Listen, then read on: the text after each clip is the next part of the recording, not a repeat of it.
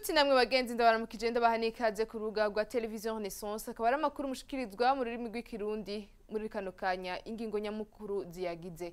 Inyuma yaho umugambwe CNDD-FDD dutitabiriye ibiganiro, uyo mugambwe uvuga ko ibiganiro vyari inzira ya kabiri kugira batembagaze ubutegetsi bwa Nkurunziza.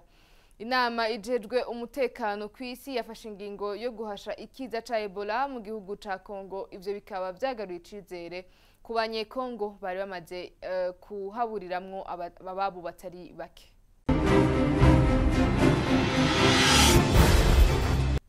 Ndasubiye kubaha ikaze muri ano makuru tuyatangurire mu bijanye na politiki. Umugambwe CNDD-FDD urabandanya kwifatira mu gahanga ishirahamwe mpuzamakungu ONU aho baryagiriza gushaka guhereza igihugu c'Ububirigi Burundi nkuko ryabikoze mu gihe c'ubukoroni. Evariste Ndayishimiye asa n'uwemeza ko inzira y'ibiganiro ari inzira ya kabiri abansi b'ubutegetsi bwa Petero Nkurunziza batoye kugira batembagaze inzego, kuko avuga ko ivy'inguvu vyananiwe. Tumukurikire.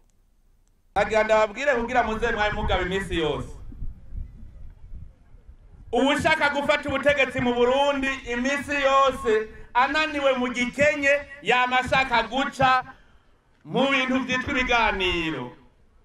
Abadagi naho bisha Abarundi batari bake, umwami mwezi yashoboye kugwana, ariko kugira bashikire ubutegetsi bw'u Burundi bagize ibiganiro, barahenda Abarundi gushika Abarundi bemera bararekura ubutegetsi bwabo babuha Abadagi, ndetse Abadagi baraduca n'amande, badutwaye inka 424, bacabesha ngo bagiraniye amasezerano n'umwami. Mu bisanzwe nta masezerano aba hadashizwe ku mukono.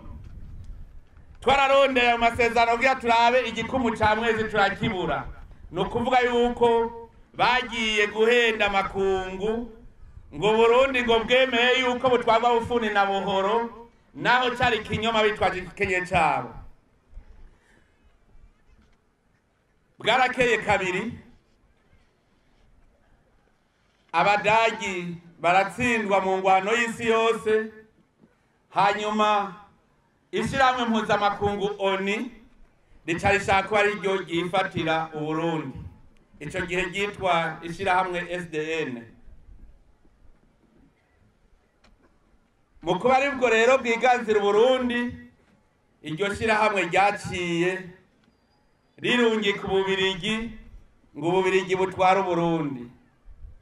Ububirigi bwatwaye Burundi bufuni na buhoro kw'izina ry'ishirahamwe mpuzamakungu ONU. Nico gituma mubona n'ubu twamaze kugwanira kwikukira kwacu, Ububirigi buca bugenda kubwira ishirahamwe mpuzamakungu ONU ngo ingusubize ca gihugu wampa. Nico gituma mubona amarementanya mu maraporo y'ibinyoma bagira imigwi itaja ntize kugira ngo bagirize ibinyoma leta y'u Burundi ngo amakungu gwaje hamwe gwaze kugwanya Abarundi. Abarundi twame tumeze amagabo, nta numwe azodutwara igihugu cacu.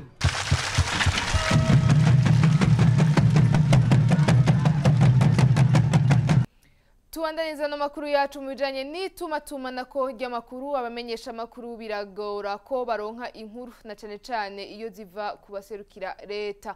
Iyo bayironse naho iva kubavugizi kenshi na kenshi batavugisha ukuri. Ivyo bivugwa na Jacques Bukuru, umumenyesha amakuru akaba ari n'umuhinga hari mu ntango y'iyindwi igihe yariko arigisha abamenyesha amakuru imuramvya. Ariko kuri we ngo hama hariho uburyo bwo kuronka inkuru umuntu yifuza. Tumukurikire. Ega report paru bakorera l'image des ministères. Ntazokwereka mu kigo ko hari ibintu by'umucafu, ntazokwerekana rimwe. Ivyo ubimenyera byo kugira ati twebwe ryabo muri finance gira ati kigega kiraboga muzoguma muhembwa ahubwo n'ubungira amafaranga ari kuri konti. Abaduhevye bagira ngo turapfuye ihibambewe nicajejwe secrétaire de porte-parole du gouvernement ntuzorindira ko kubwira ngo ibintu birayangaye muri leta ntibikunda nuko bakora.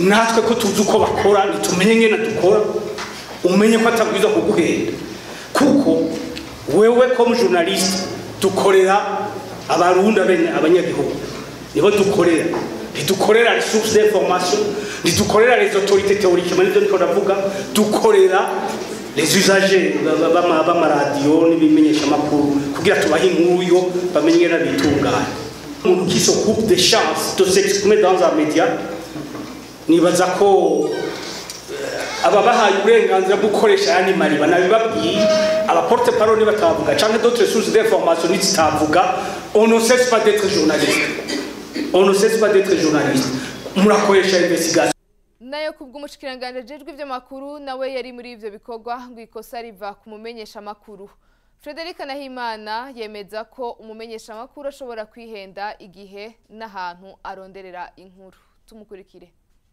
hari igihe abamenyesha makuru barondera inkuru mu gihe kitari cyo mvuze mu gihe kitari cyo mu bisanzwe inkuru yirondera mu gihe gikwiye muti gihe gikwiye n'icane hari igihe urondera inkuru ku muntu nawe nyine atarayironka ubu hari inzira nyinshi zo kuronka amakuru ugasanga urazanye mikoro ati none ko bavuze yuko bivye umuntu anaka wewe ushinzwe security ubivuga kwiki nawe iyo nkuru wayikuye kuri WhatsApp nawe ntarayironka kugira ngo rero yerekane ko atayobewe ivy'igihugu arashobora kuvuga ati rindira ngize mu rwaneza cyangwa akavuga ati nta mwanya mfise cyangwa ndi mu nama rero ico gishitse hari igihe wayirondeye mu gihe kidakwiye ari n'ikindi hari igihe irondera hatariho hari igihe umuvugizi ari ikintu usanga ari cy'ubuhinga gikomeye akaba adashoboye kugisigura mugabo akaba ari umuhinga bishoboye iyo umubajije rero ko yitwa iryo zina umuvugizi ategereza kuronka kigovyora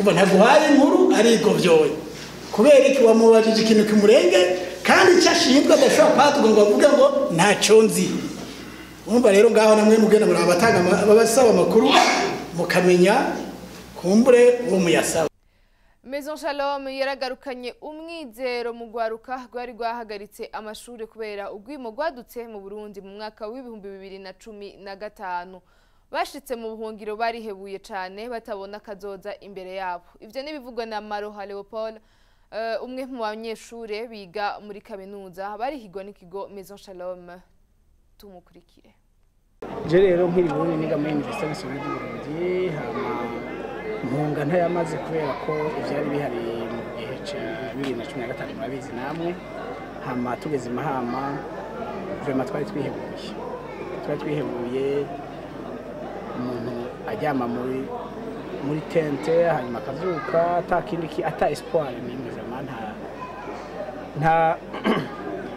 nta cizere na kimwe twari dufise hama niho mu bihumbi 2016 mu kwezi kwa gatatu Maison Shalom yatubereye novuga ko ari nyishu y'ibibazo twari dufise yabaye nk'intumwa y'Imana mu bisanzwe kuko abantu benshi turiko turiga uyu munsi n'abantu bamwe bari bahejeje secondaire batabona ingene bazobandanya kaminuza kandi baratoye ama-examen d'etat abandi twari abantu twari dusanzwe muri kaminuza tutabona ingene tuzobandanya tutabona kazoza uyu munsi Maison Shalom yatubereye kazoza yatweretse kazoza uyu munsi nukuri novuga ko ari cizere dufise uyu munsi twagihana Maison Shalom.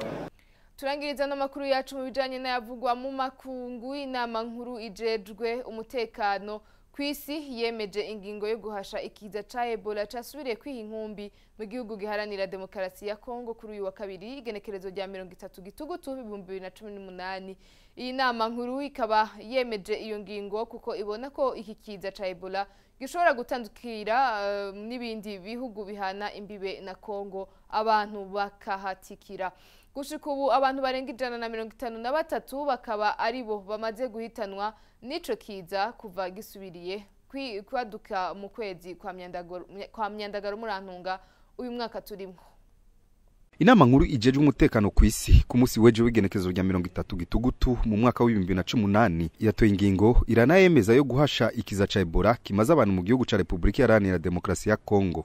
Ici kiza kiba casubiye kwiyadukiza muri iki gihugu kuva mu kwezi kwa Myandagaro uyu mwaka turimwo. Ici kiza ahanini kivugwa mu ntara y'Uburengero bushira ubumanuko bwa Kongo hamwe n'ubuseruko bw'iki gihugu ca Kongo na cane cane mu gace ka Beni aho havugwa abantu batari bake bamaze kwicwa n'iki kiza ca Ebola. Inama nkuru ijeje umutekano kw'isi kabira jushinga no kubona iyi ngwara ya Ebola yabaye ndanse ko itaronkewe urucanco vuba ishobora kwandukira no mu bindi bihugu bihani bibe n'iki gihugu ca Kongo. Ibi navyo bikaba ari Burundi, u Rwanda, Ubuganda hamwe na Sudani y'Amajepfo. Ikiza ca Ebola gushika ubu hamaze gushigwaho urucanco kugira gituzwe abantu barenga 153 bakaba aribo bamaze guhitanwa n'ikiza ca Ebola muri iki gihugu ca Republika Iharanira Demokarasi ya Kongo. Ni kuri no nkuru dusozere ko no makuru yacu ndabashimiye ko namwadukurikiye naho ubutaha.